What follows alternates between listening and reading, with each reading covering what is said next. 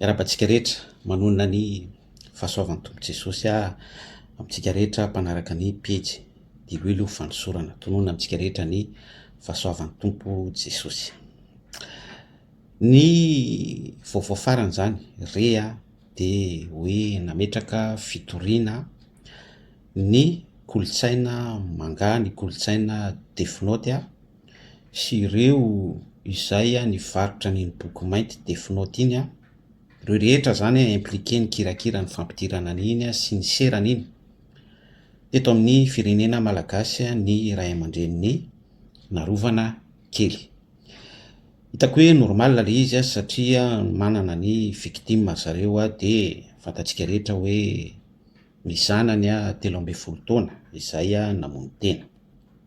Normal be zany notsindrin'ny ray aman-dreniny narovana tao anatin'ny fitoriany ny amin'ny hoe ny antony dia ho fiarovana ihany koa ny fiarahamonina malagasy izay fa tena fragile, ho fiarovana ny zatovo, ny adolescent, ny adolantseto gasy ireo marefo zany notsindriny tao zay ary ny ray aman-dreny important be zany zavatra tsara be zany fa izao ny zavatra nisy ary mampanahelo. Mahagaga ihany koa hoe misy olona zany mitory ary mametraka fenitra mikasika an'ireny zavatra izay mi-influencer ho any amin'ny fahafatesana sy ny famonotena ireny.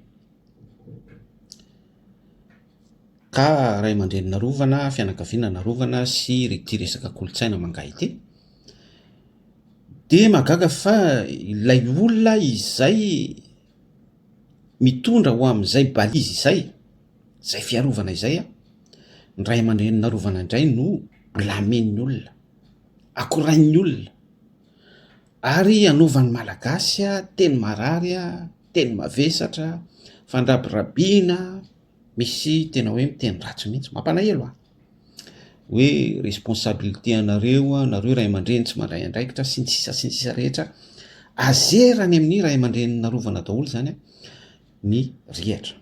Or nefa ny ray aman-dreny narovana dia mazava tsara ny fitsipika hitondrany sy ametrahany an'ilay fitorinany amin'io ho fiarovana ny tanora malagasy, ny zaza malagasy ny kolotsaina sy ny ray aman-dreny.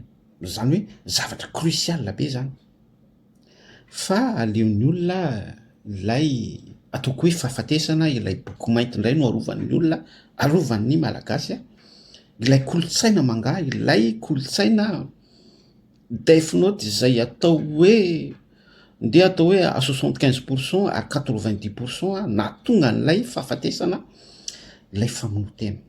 Hitanareo normal ve zany? Hitanareo normal ve zany? Eto dia matsiaro an'ilay tantara amin'ny baiboly mihitsy hoe nisy voankazo voarara tao amin'ny sahany Edena dia nalaon'ny zanak'olombelona nihinana an'ilay voankazo voarara.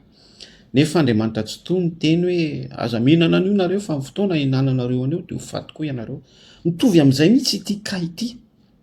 Misy ray aman-dreny eto izay ataoko hoe misy fahatongavan-tsaina ao anatiny zany dia miantisipe amin'izay resaka fahafatesana izay kisarisary ny voankazo voarara fa aleon'ny malagasy mihinana an'ilay voankazo voarara. Aleon'ny malagasy zany raha tsona ny resaka dia hoe aleon'ny malagasy miletra an'ilay definoty toy izay maka lesona amin'ilay hoe misy ray aman-dreny mitory kolotsaina mangahy, mitory an'ilay kolotsaina definoty izay mitondra tany amin'ny fahafatesana, mitondra ny ankizy mi-influencer ho amin'ny famonotena. Ty amin'ny testamenta taloha moa dia mazava be ny soratra masina ny amin'ny hoe efa napetrako nataoko teo anoloanareo ozy Jehovah Andriamanitra tsotoa, Andriamanitra ny nofo rehetra, ny fahafatesana sy ny fiainana, ny ozana sy ny fiadanana, ny fiainana. Dia aleon'ny malagasy definoty, aleon'ny malagasy kolotsaina mangahy, aleon'ny malagasy ilay boky mainty izay mi-influencer ho any amin'ny fahafatesana. Indray no arovan'ny malagasy.